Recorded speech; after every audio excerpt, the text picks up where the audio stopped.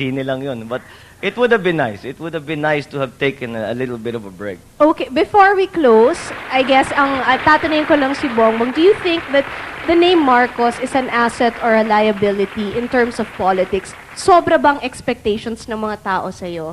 Well, in a sense, it is a liability in that sense because kahit na sinasabi ko, no, actually wala naman akong binabalot at you will be president in 10 years. Maraming mga ganun.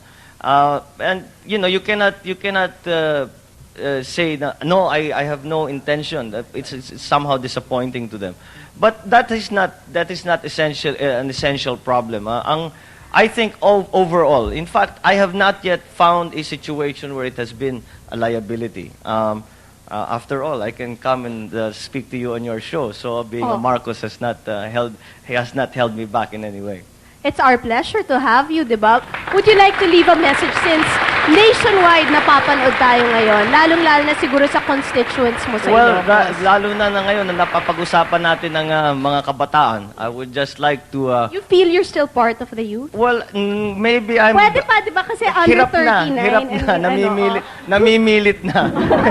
But I still feel sympathetic to what they have to face.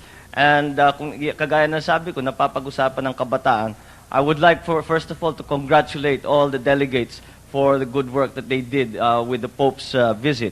At ituloy ninyo yan, tuloy nyo yung pag-aktivista ninyo, tuloy nyo yung pakikialam ninyo, at kailangan kayo ng ating bansa. Do not stop, stay involved, we need you.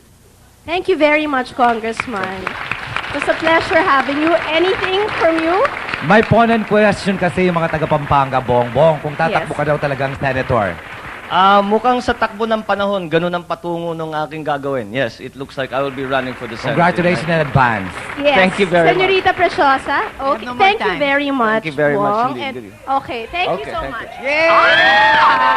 Maraming salamat po. Actually, you now will be back. Thank you, Congressman.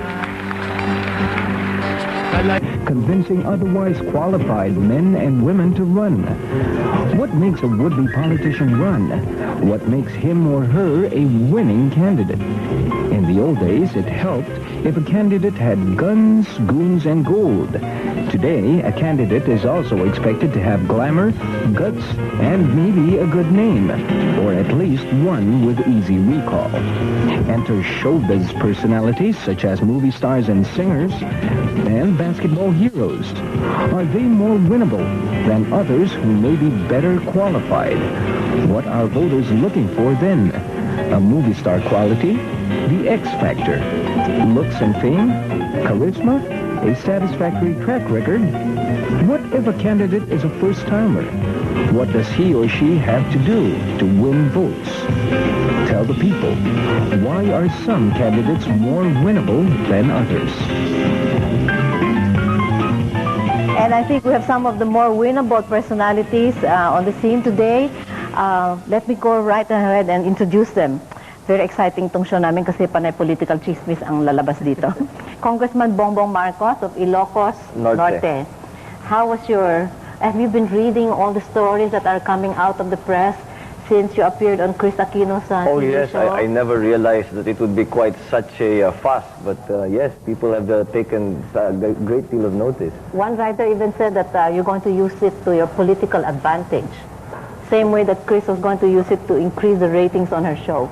Oh well, I don't think that was the intention. I think the intention was to show that it was possible for an Aquino and a Marcos to sit in a civilized manner and talk about issues, and I think we managed it. Did you talk about politics? A little bit, and you know, there were some areas that could have been a little ticklish, but I think she handled it very well. Spoken like a true gentleman.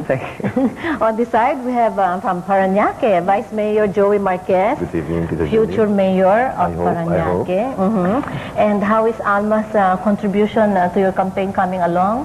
I believe that she's more a politician than I am. Yeah. She does all the work. Why didn't you ask her to run for public office also? No, I think one in the family is enough.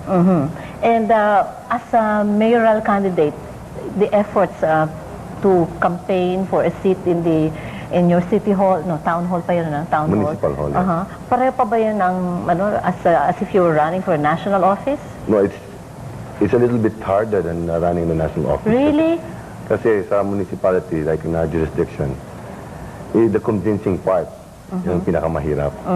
And so far, what have been your biggest achievements as Vice Mayor? Well, more of legislative functions as a vice mayor. What kind of functions? Legislative functions, legislation. What new laws did you Because steer? like having more revenues for the municipalities, enhancement of basic services.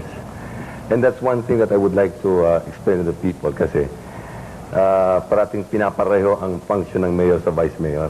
There's always a comparison. Malayo masyado eh.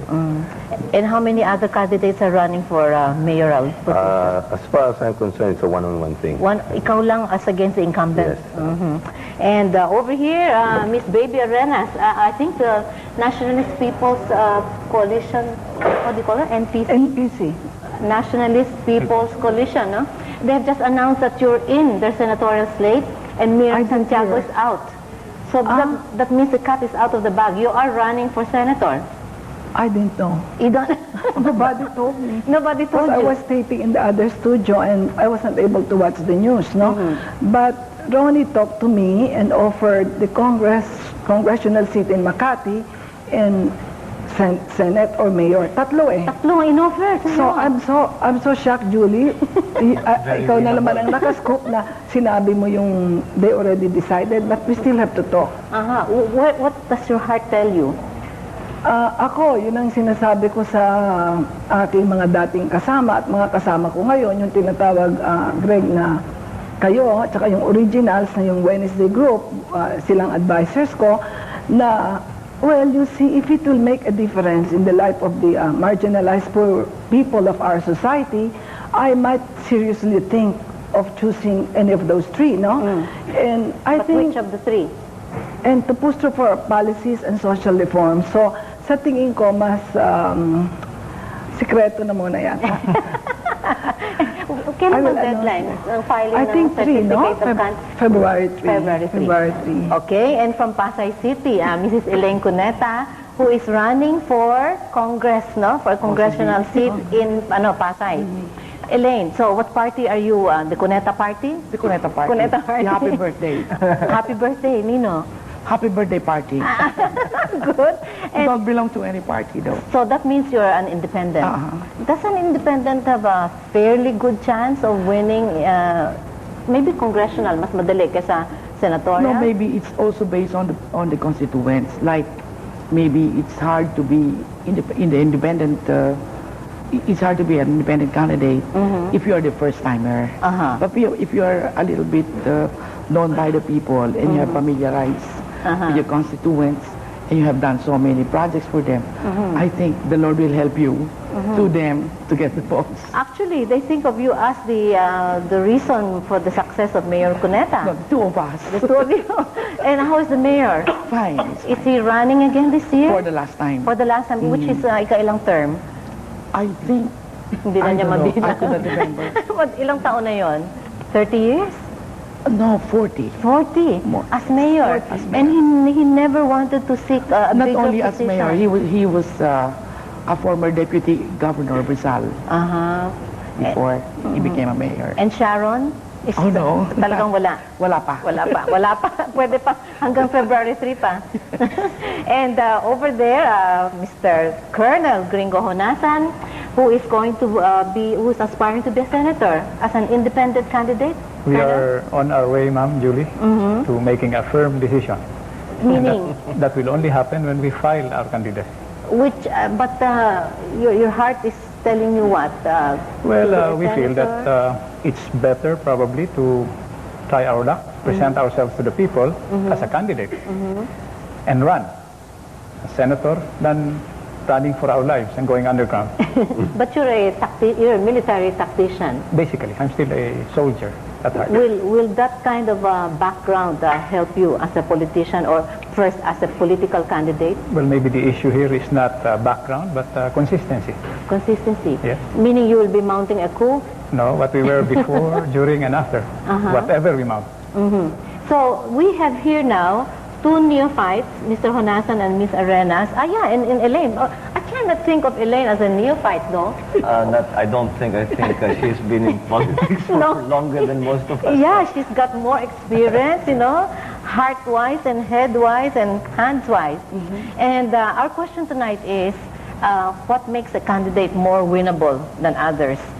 Maybe we have to zero in on the X factor. So I'd like our viewers to call us also, 931-8805, 931-5084, and 5085, to tell us what they are looking for in a candidate.